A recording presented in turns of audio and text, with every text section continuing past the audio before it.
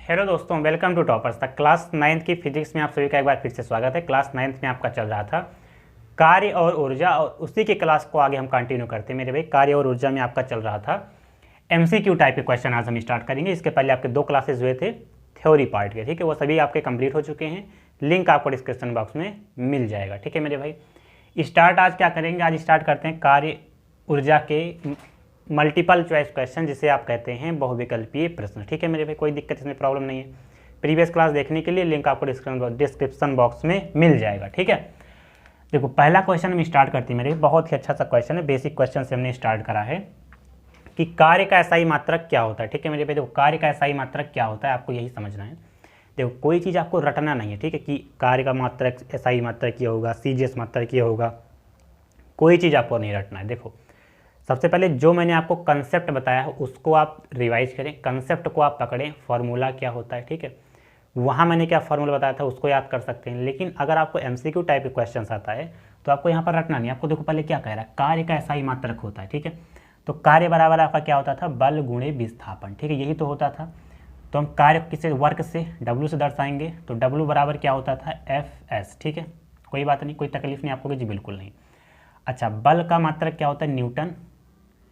S आपका क्या है, एस आपका विस्थापन है, और विस्थापन को इसमें डिनोट करते हैं मीटर में, न्यूटन मीटर। और न्यूटन मीटर को आप क्या लिख सकते थे, न्यूटन मीटर को आप लिखते थे जूल। क्या लिखते थे मेरे भाई, जूल, ठीक है मेरे भाई। अब आपको ऑप्शन में चेक करना है कि न्यूटन मीटर एक एसआई मात्रक आपका होता है कार्य का, और एक आपका जूल होता है। तो कौन से ऑप्शन में न्यूटन मीटर या जूल आ रहा है? तो आप देखो मेरे भाई, कार्य का एसआई मात्रक यहाँ पर न्यूटन मीटर यहाँ पर आ रहा है, या जूल आ रहा है। यहाँ पर न्यूटन आ रहा है, यहाँ पर वाट जूल सेकंड आ रहा है, यहाँ पर किलोवाट आ रहा है। ये नहीं होगा, आपका ऑप्शन पहला होगा, जूल या न्यूटन मीटर। क्लियर है मेरे भाई, कोई प्रॉब्लम नहीं है आपको। कंसेप्ट आप पकड़ो ना, क्या आपने फार्मूला पढ़ा था वहाँ से, क्या हमने इसके जो मात्रक हैं क्या हमने वहाँ से निकाला था, ठीक है। तो आप यहाँ से कर सकते हैं बहुत ही आसान तरीके से हर एक क्वेश्चन को, ठीक है। तो इसको आप नोट करें। फिर नेक्स्ट क्वेश्चन हम देखते हैं। आइए दोस्तों, क्वेश्चन नंबर 2 देखते हो। क्वेश्चन नंबर दूसरा आपका क्या है कि सामर्थ्य का एसआई मात्रक क्या होता है, ठीक है मेरे। देखो, सामर्थ्य को और क्या कहते हैं, देखो मैं आपको बताता हूँ। मैंने आपको बताया भी था कि सामर्थ्य का ही दूसरा नाम मेरे भाई आपका शक्ति है। क्या है मेरे भाई, शक्ति, ठीक है, शक्ति। या आप कह सकते हैं कि शक्ति का दूसरा नाम क्या है, सामर्थ्य है।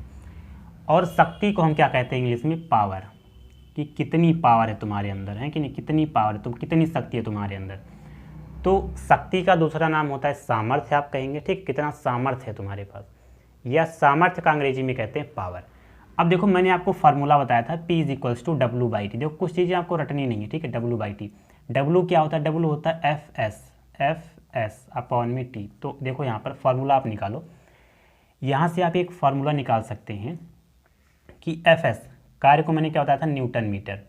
तो ये आपका हो गया न्यूटन मीटर, और समय का क्या हो जाएगा, सेकेंड, ठीक है। तो एक बात तो समझ में आ गई कि न्यूटन मीटर अपॉन में सेकेंड, ये आपका एक फार्मूला हो गया। आपको हो गया जी, बिल्कुल हो गया, न्यूटन मीटर अपॉन में सेकेंड एक फार्मूला हमारा हो जाता है, ठीक है। लेकिन फिर हमारी बात बनती नहीं, क्योंकि न्यूटन मीटर अपॉन में सेकेंड, देखो कहीं न्यूटन मीटर अपॉन में सेकेंड कहीं ऑप्शन में नहीं आ रहा है, ठीक है। तो इसको आप अभी छोड़ दो, इसको हम क्या करेंगे, अभी होल्ड कर देंगे, इससे कोई मतलब नहीं है, कोई बात नहीं। अब आगे चलते हैं। देखो, ये क्या है, बल विस्थापन बटे समय, ठीक है। तो आगे देखो मेरे भाई, ये बल आपका ऐसे रहने दो, F × ऐसे रहने दो। विस्थापन अपॉन में समय क्या होता है मेरे भाई, वेग ही तो होता है। आपको जी बिल्कुल होता है, कोई प्रॉब्लम नहीं, कोई तकलीफ नहीं है। तो एक तो आपका फार्मूला P = W/T भी बन गया, और एक फार्मूला आपका P = F × V में बन गया, मतलब बल गुणे में वेग बन गया। अब मेरे भाई आप बताओ कि बल, ठीक है, बल क्या है आपका, न्यूटन हो जाएगा। आप इसको बल को क्या लिखेंगे, न्यूटन लिख सकते हैं, ठीक है। आप कहेंगे जी बिल्कुल लिख सकते हैं, न्यूटन लिख सकते हैं। और वेग को भी आप यही चीज़ लिख सकते हैं, वेग को भी आप यही चीज़ लिख सकते हैं, मीटर अपॉन में सेकंड। यहाँ पर एक फार्मूला आपका बन जाता है। आप कहेंगे जी बिल्कुल बन जाता है, कोई प्रॉब्लम नहीं, कोई तकलीफ नहीं। अच्छा, न्यूटन मीटर का एक फार्मूला आपका क्या होता है, जूल अपॉन में सेकंड। देखो, कार्य का एक मात्रक क्या होता है, जूल होता है। तो कार्य क्या होता है, बल गुणे में विस्थापन, और बल गुणे में विस्थापन मतलब न्यूटन मीटर। और न्यूटन मीटर को हमें एक फार्मूला हमारा और होता है जूल, जिससे मैंने अभी पहले क्वेश्चन में किया था कि आप कार्य को चाहे आप न्यूटन मीटर लिखें या जूल लिखें। तो न्यूटन मीटर को हमने क्या लिख दिया, जूल लिख दिया, और बटे में सेकंड लिख दिया। तो अब आपको देखना है जूल सेकंड, या आप ऐसे भी तो लिख सकते हैं जूल, इंग्लिश में लिख रहा हूँ, कोई प्रॉब्लम तो नहीं, आपको कोई प्रॉब्लम नहीं होगी, ठीक है। देखो जूल सेकंड माइनस वन, अब देखो किस फॉर्मूले में जूल सेकंड माइनस वन आ रहा है, देखो यहाँ पर भी जूल सेकंड माइनस वन आ रहा है, यहाँ पर भी जूल सेकंड माइनस वन आ रहा है, ठीक है। तो ये दोनों ऑप्शन नहीं होने, आप कहेंगे बिल्कुल नहीं हो, कोई प्रॉब्लम नहीं, कोई तकलीफ नहीं, ठीक है। अब देखो एक बात मैं आपको बताता हूँ कि जो आपका शक्ति होता है, एक फार्मूला आपका जूल सेकंड माइनस वन होता है, और इसे आप ऐसे, इसको जो आप क्या लिख सकते हैं, वाट भी लिख सकते हैं, क्या लिख सकते हैं, वाट। तो अब देखो कौन सा आपका फार्मूला मैच कर रहा है, वाट एक आपका हो गया, एक आपका जूल सेकंड माइनस वन हो गया। देखो यहाँ पर पहले ऑप्शन में वाट आ रहा है और जूल सेकंड माइनस का वन आ रहा है, ठीक है मेरे भाई, कोई प्रॉब्लम कोई तकलीफ आपको नहीं होगी, ठीक है। तो यहाँ से आप 2-3 फार्मूले याद कर सकते हैं। अगर आपको शक्ति कह दिया जाए या सामर्थ्य कह दिया जाए तो एक फॉर्मूला तो आपको हो जाएगा न्यूटन मीटर अपॉन में सेकंड, ठीक है, आप कहेंगे जी बिल्कुल हो जाएगा। दूसरा जूल सेकंड की पावर माइनस वन, तीसरा वाट। तो जो फॉर्मूला आपको मिलेगा सामर्थ्य में या शक्ति में, तो वहाँ पर आप इसको अप्लाई कर सकते हैं, कोई प्रॉब्लम आपको नहीं होगी, ठीक है। देखो इतना डिटेल में बता रहा हूँ तो ताकि जो बच्चे मतलब आपका जो चैप्टर नहीं पढ़े हो ना, वहाँ से अगर आपने नहीं पढ़ा तो यहाँ पर आप बेसिक्स एकदम सीख सकते हैं, ठीक है, कोई प्रॉब्लम यहाँ पर आपको नहीं होगी, इसको आप नोट कर सकते हैं। आइए दोस्तों क्वेश्चन नंबर 3 देखते हैं। देखो क्या कह रहा है कि किसी वस्तु के कार्य करने की क्षमता कहलाती है, मैंने आपको बताया भी था, किसी व्यक्ति या वस्तु के कार्य करने की क्षमता उस व्यक्ति या वस्तु के क्या होती है, ऊर्जा, उस व्यक्ति या वस्तु की ऊर्जा कहलाती है। तो आपको अगर मिल जाए कि किसी वस्तु के या व्यक्ति के, ठीक है, कार्य करने की क्षमता, किसी व्यक्ति या वस्तु के कार्य करने की क्षमता आपका क्या कहलाएगी मेरे भाई, ऊर्जा कहलाएगी। क्या कहलाएगी, किसी व्यक्ति अथवा वस्तु के कार्य करने की क्षमता को क्या कहते हैं, उसकी ऊर्जा कहते हैं। ये बी वाला ऑप्शन आपका सही हो जाएगा। देखो इसमें कोई फॉर्मूला नहीं, कोई तकलीफ नहीं, ठीक है, इसमें केवल आपको अगर डिफिनीसन याद है, परिभाषा याद है ऊर्जा का, तो वहाँ से आप देख सकते हैं, ठीक है, कोई प्रॉब्लम नहीं, कोई तकलीफ नहीं। क्वेश्चन नंबर 3 बहुत ही आसान था, केवल इसमें अगर आपको परिभाषा पता है तो आंसर आ जाएगा, ठीक है। क्वेश्चन ऐसे भी पूछा जाता है, हर एक टाइप के क्वेश्चन मैं आपको कराने वाला हूँ, जो कि मतलब जिससे कि आपका ये पूरा चैप्टर ना MCQ फिर इसमें कोई दिक्कत ना हो, ठीक है। तो देखो ये क्वेश्चन आपका बन सकता है कि किसी वस्तु के कार्य करने की क्षमता कहलाती है तो ऊर्जा कहलाती है, ये बी ऑप्शन आपका सही हो जाएगा, ठीक है, नोट कर सकते हैं इसे आप। आइए दोस्तों क्वेश्चन नंबर 4 देखते हैं। क्वेश्चन नंबर 4 क्या कह रहा है, हाफ mv² सूत्र है, फॉर्मूला होता है, किसका फॉर्मूला होता है। देखो मैंने आपको बताया भी था कि देखो गतिज ऊर्जा का फॉर्मूला आपका जानते हैं ना, गतिज ऊर्जा, गतिज ऊर्जा क्या कहते हैं आपको, काइनेटिक एनर्जी, के ई से दर्शाते हैं ना, काइनेटिक एनर्जी मैंने आपको बताया था हाफ mv²।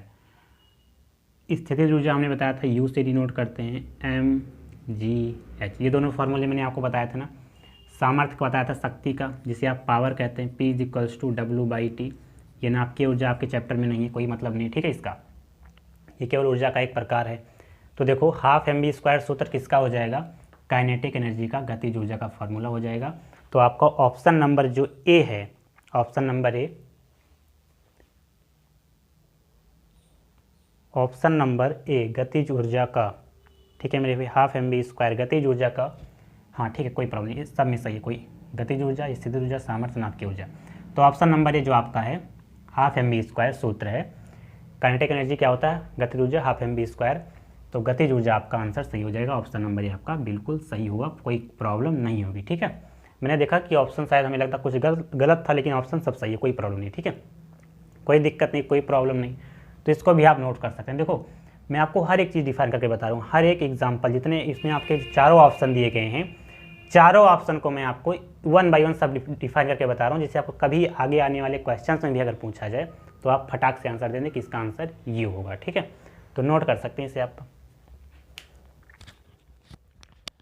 आइए दोस्तों क्वेश्चन नंबर 5 देखते हैं, ठीक है, प्रश्न नंबर 5, ठीक है मेरे भाई। देखो कहता क्या है कि घड़ी को चाबी देने में संग्रह करते हैं। देखो इसका मतलब क्या होता है कि कोई घड़ी जो होती है उसमें जब आप चाबी भर देते हैं, ठीक है, कभी कोई घड़ी जो होती है उसमें आप चाबी भरेंगे तब वो चलता है। पहले जो हम लोग हाथ में घड़ी पहनते थे, पहले हम लोग के समय में होता क्या था कि उसमें चाबी भर दो तो कुछ घंटे के लिए चलती थी, फिर जब चाबी उसकी ख़त्म हो जाती थी फिर भरना पड़ता था, फिर वो चलती थी, ठीक है। अभी भी आपके पास होगा अगर तो होगा, देखना वहाँ पर। देखो उसमें लेकिन फिजिक्स में क्या पूछा गया कि घड़ी में चाबी देने से संग्रह करते हैं, हम क्या संग्रह करते हैं, स्थितिज ऊर्जा, गतिज ऊर्जा, गुरुत्वीय ऊर्जा, सामर्थ्य। तो देखो सबसे पहले मैंने आपको बताया भी था गुरुत्वीय ऊर्जा और सामर्थ्य से कोई मतलब नहीं, कोई तकलीफ नहीं, ठीक है, ये दोनों काट दो, कोई मतलब इसमें नहीं होने वाला है। आपसे क्या मतलब है, स्थितिज ऊर्जा और गतिज ऊर्जा। मैंने आपको बताया था कि स्थितिज ऊर्जा क्या होता है, किसी वस्तु की स्थिति के कारण जो उसमें कार्य करने की क्षमता होती है उसे स्थितिज ऊर्जा कहते हैं, और किसी वस्तु के गति के कारण जो उसमें कार्य करने की क्षमता होती है उसे हम गतिज ऊर्जा कहते हैं, ठीक है। तो देखो इसमें कह रहा है स्थितिज ऊर्जा, चाबी भर देने से, देखो जैसे घड़ी क्या है, जब उसमें आप चाबी नहीं भरेंगे तो चलेगी नहीं, उसकी स्थिति क्या है, विरामा में है।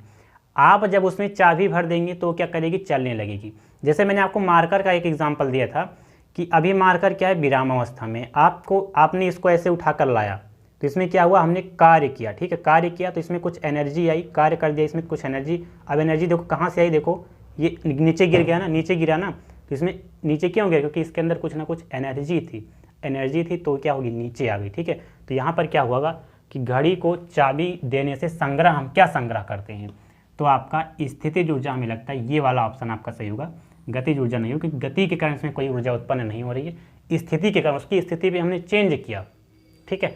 तो यहाँ पर स्थितिज ऊर्जा आपका ऑप्शन होगा, क्वेश्चन नंबर 5 का आपका पहला वाला ऑप्शन आपका सही होगा, ठीक है। इसको आप नोट कर सकते हैं। फिर हम नेक्स्ट क्वेश्चन देखते हैं। आइए दोस्तों क्वेश्चन नंबर 6 देखते हैं, ठीक है। क्वेश्चन नंबर 6 क्या कह रहा है मेरे भाई, देखो क्वेश्चन नंबर 6 पढ़ो आप। देखो क्वेश्चन नंबर 6 कह रहा है कि एक वस्तु पृथ्वी की ओर गिर रही है, ठीक है, पृथ्वी की ओर गिर रही है, उसकी स्थितिज ऊर्जा क्या होगी। देखो सबसे पहले आपको देखना है दोस्तों, स्थितिज ऊर्जा पोटेंशियल एनर्जी आप यू से दर्शाते हैं, यू इज इक्वल्स टू क्या होता है, mgh, ठीक है, कोई प्रॉब्लम नहीं, कोई तकलीफ नहीं, ठीक है।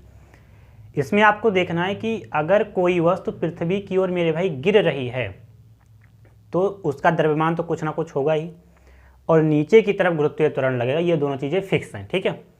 वस्तु गिर रही है, उसके अंदर जो द्रव्यमान होगा वो तो रहेगा ही, नीचे की तरफ गिर रही है तो गुरुत्वीय त्वरण भी लगेगा, उसमें कोई प्रॉब्लम नहीं, ठीक है। अब बात आती है कि अगर कोई चीज़ नीचे गिर रही है तो इसकी जाहिर सी बात है कि उसकी ऊंचाई में कमी आएगी, है कि नहीं। अगर कोई चीज़ पृथ्वी से ऊपर से पृथ्वी पर गिर रही है तो हाइट में उसके कमी आएगी कि नहीं आएगी, मतलब जैसे अगर मान लो मैं कोई वस्तु यहाँ से छोड़ता हूँ तो कुछ देर बाद वो यहाँ पर आएगी, फिर यहाँ पर आएगी, फिर मान लो यहाँ पर पृथ्वी फिर गिर जाएगी ना, तो हाइट में क्या होगा, कमी होगी, कमी होगी, कमी होगी, कमी होगी।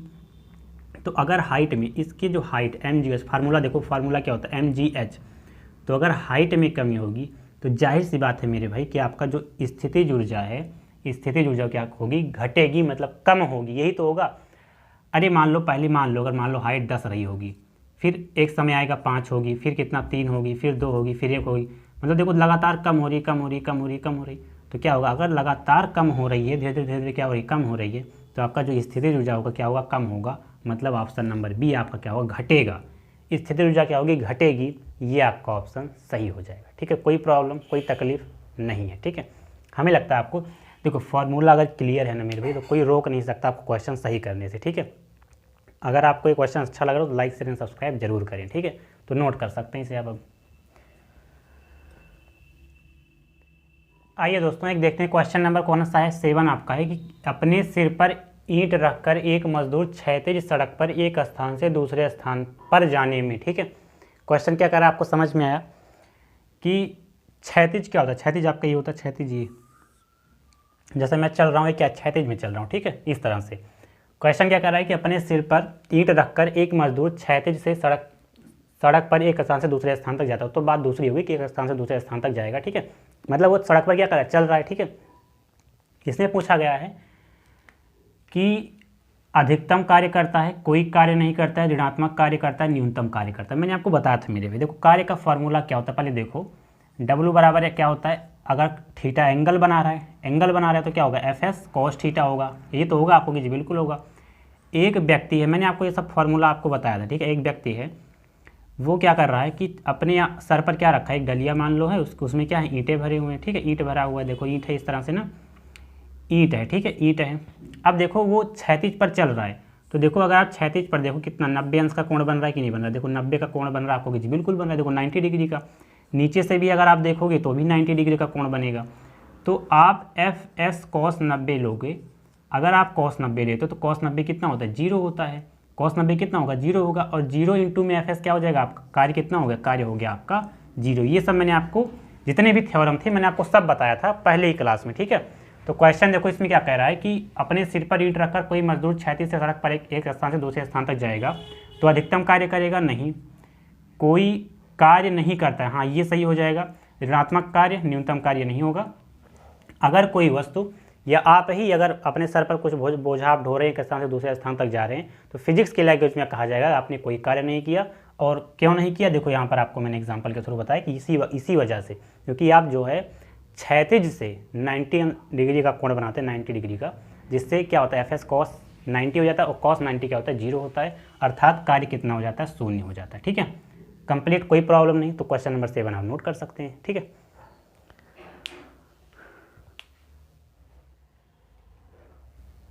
आइए दोस्तों, क्वेश्चन नंबर कौन सा आपका 8 नंबर क्वेश्चन है, 8 ही नंबर क्वेश्चन है ना, हाँ ठीक है। कह रहा है कि ऊर्जा कैसी राशि है, ठीक है। ऊर्जा कैसी राशि आपको बतानी है। देखो कोई आपको इसमें सोचने की जरूरत नहीं है, आपको देखना है कि ऊर्जा कैसी राशि है। तो ऊर्जा आपकी अदिश राशि होगी, ये वाला ऑप्शन बी ऑप्शन आपका क्या हो जाएगा, सही हो जाएगा, ठीक है। तो इसको भी आप नोट कर। देखो क्वेश्चन बहुत ही छोटे छोटे क्वेश्चन हैं और ऐसे ही 1 मार्क्स के क्वेश्चन आपके पेपर में आते हैं, ठीक है। हर एक कंसेप्ट को मैं आपको बता दूँ, देखो चाहे छोटा क्वेश्चन हो चाहे बड़ा क्वेश्चन हो, हर क्वेश्चन आपको कराया जाएगा, कोई प्रॉब्लम इसमें नहीं है। तो क्वेश्चन नंबर 8 भी आप नोट कर सकते हैं। छोटा क्वेश्चन था इसलिए टाइम कम लगा, ठीक है, तो नोट कर सकते हैं इसे आप।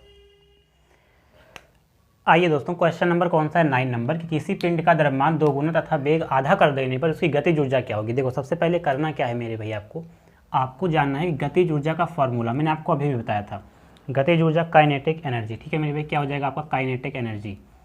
अभी मैंने आपको बताया 12 mv², ये आपका होता है। आप कहोगे जी बिल्कुल होता है, कोई प्रॉब्लम नहीं, कोई तकलीफ नहीं हमको, ठीक है। आप कहेंगे भैया यही होता है, कोई प्रॉब्लम नहीं, ठीक है। अब देखो क्वेश्चन क्या कह रहा है कि द्रव्यमान हमें 2 गुना कर दिया जाए, ठीक है। द्रव्यमान, अगर पहले द्रव्यमान आपका m है, अब इसे 2 गुना करो तो 2m हो जाएगा। आपके पास 2 रुपये, उसको 2 गुना करो कितना हो जाएगा, 4 हो जाएगा। आपके पास 10 रुपये, उसको 2 गुना करो 20 हो जाएगा। तो इसी प्रकार से अगर आपका द्रव्यमान पहले m था उसको 2 गुना कर दिया गया, 2m हो गया, ठीक है। आगे क्या कहा गया, तथा वेग आधा करने पर उसकी गतिज ऊर्जा। अगर आपके पास वेग v है, वेग क्या था, v था, अब इसे आधा कर दिया गया, v/2 कर दिया गया। आपके पास 10 रुपया था, आधा कर दो 5 रुपया हो गया। आपके पास 20 रुपया था, आधा कर दो 10 रुपया हो गया। तो सेम प्रोसेस यहाँ भी, हमारे पास v वेग था, आधा कर दिया, v/2 हो गया, कोई प्रॉब्लम नहीं है, ठीक है। आप कहेंगे भैया बिल्कुल कोई प्रॉब्लम नहीं। अब देखो गतिज ऊर्जा, ठीक है, गतिज ऊर्जा क्या होती है, गतिज ऊर्जा काइनेटिक एनर्जी। देखो ऊपर मैंने लिखा है ना, पहले क्या, देखो फार्मूला क्या होता है, 12 mv²। देखो हाफ हो जाएगा m, द्रव्यमान क्या होता है m होता है, लेकिन अब क्या हो गया, सिस्टम चेंज हो गया। द्रव्यमान m था, अब कितना हो गया, 2m हो गया। हमने क्या किया, 2 गुना कर दिया, तो भैया 2m लिख लो m की जगह। फिर कहता है मेरे भाई कि वेग आधा हो गया, पहले वेग v था, अब आधा हो गया, तो v/2 का होल स्क्वायर, यही तो होगा। अरे v था तो v² होता है, आधा हो गया तो v/2 टोटल का स्क्वायर हो जाएगा, कोई प्रॉब्लम नहीं, ठीक है। अब देखो ये आपका हो गया 1/2, गुणे में यहाँ पर 2m लिख लो, और गुणे में इसको अलग कर सकते हैं, v² और 2 का स्क्वायर 4 हो जाएगा। आप कहोगे जी बिल्कुल होगा, कोई प्रॉब्लम नहीं, कोई तकलीफ नहीं है। आप कहोगे जी बिल्कुल, 2 से 2 कैंसिल होगा, आप कहोगे भैया बिल्कुल होगा, कोई प्रॉब्लम नहीं है, ठीक है। तो काइनेटिक एनर्जी कितना आ गया, काइनेटिक 1/4 आप ऐसे लिख लो, 1/4 mv², 1/4 mv², यही तो होगा। आप कहोगे जी बिल्कुल होगा। आगे देखने वाली बात है मेरे दोस्तों, आगे मेरे देखने वाली बात है, तो इसको आप ऐसे भी लिख सकते हो, 1/2 गुणे में 1/2, इस 1/4 को आप 1/2 गुणे में 1/2 लिख सकते हो। आप कहोगे जी बिल्कुल, ये mv² हो जाएगा। अब देखो आधा mv² क्या होता है, आधा mv² आपका गतिज ऊर्जा होता है, काइनेटिक एनर्जी होता है, तो काइनेटिक एनर्जी होता है, काइनेटिक एनर्जी होता है। और देखो 1/2 पहले से है, तो इसको आप क्या लिख सकते हैं, काइनेटिक एनर्जी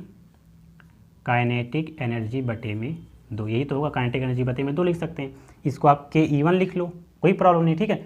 या आप इनिशियल लिख लो और इसे फाइनल लिख लो, मतलब अलग करने के लिए, नहीं तो ये भी काइनेटिक एनर्जी हो जाएगा, ये भी काइनेटिक एनर्जी हो जाएगा, दोनों सेम हो जाएंगे। देखो क्या किया हमने, केवल और m और v की वैल्यू रख दी, तो क्या हो गया, यहाँ पर 2m हो गया, यहाँ पर v² बटे में 4 हो गया। समझ लो एक बार, 2 से 2 हमने कैंसिल कराया, ये 1/4 पहले लिख लिया, m बचा और v बचा, b² इस 1/4 को हमने 1/2 गुणे में 1/2 लिख लिया, और हम जानते हैं कि हाफ mv² हमारा काइनेटिक एनर्जी होता है। हमने इनिशियल फाइनल इसलिए लिखा क्योंकि हमको बाद में या पहले पता चल जाए, ठीक है। दर्शाने के लिए आप ke1 ले सकते हैं, ke2 लिख सकते हैं।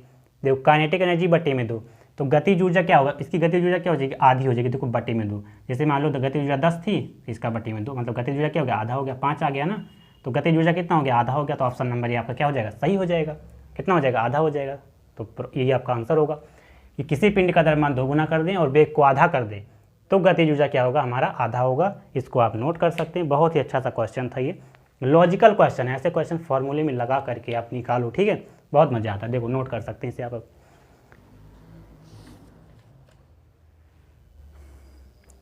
आइए दोस्तों, क्वेश्चन नंबर कौन सा है, 10।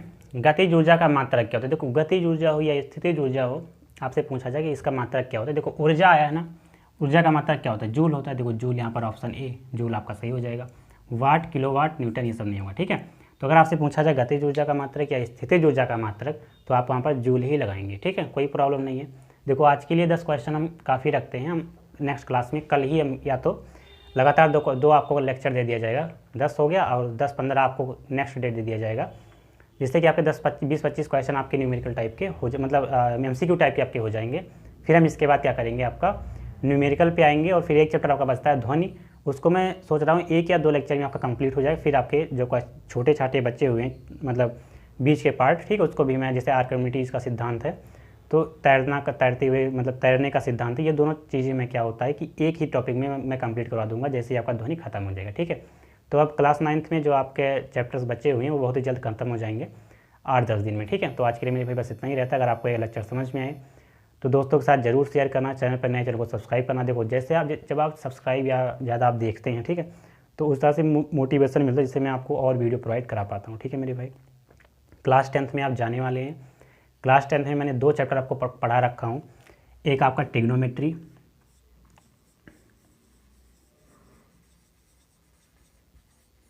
ये त्रिकोणमिति, और एक आपका हाइट एंड डिस्टेंस, ठीक है, हाइट एंड डिस्टेंस। देखो ये चैप्टर बहुत ही अच्छे से मैंने एक्सप्लेन किया है। आप इन दोनों चैप्टर को देखो कोरोना का समय है, आप ज़्यादा कहीं कोचिंग वगैरह, ठीक है, जा सकते हैं। इस समय मैं नहीं कहता हूँ कि ना जाएं, लेकिन आप घर में ही पढ़ सकते हैं। देखो आपको हर एक चीज़ फैसिलिटी मिल रही है। मैंने 2 चैप्टर आपको पढ़ाया, ठीक है। अब देखो मैं आपका जो नेक्स्ट टॉपिक है वो एक दिन में AP जो आप कहते हैं अरिथमेटिक प्रोग्रेशन या समांतर श्रेणी, चैप्टर नंबर 5 है, इसको मैं स्टार्ट करने वाला हूँ बहुत ही बेसिक तरीके से, ठीक है। तो अगर आपने अभी तक इन दोनों चैप्टर को नहीं देखा तो ज़रूर देखें। 9th क्लास के आप स्टूडेंट हैं, 10th में आप जाने वाले हैं, ठीक है, तो आप देखें। अब मैं बस उससे भी ज़्यादा मैं 20 मिनट, 25 मिनट या आधा घंटा या 45 मिनट ऐसे ही लेक्चर अपलोड करता हूँ।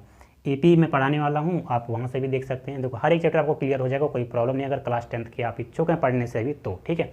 तो आज के लिए बस इतना ही। Thank you so much for watching. Please subscribe the channel and press the bell icon for daily notification. I will meet you next session. Thank you मेरे भाई।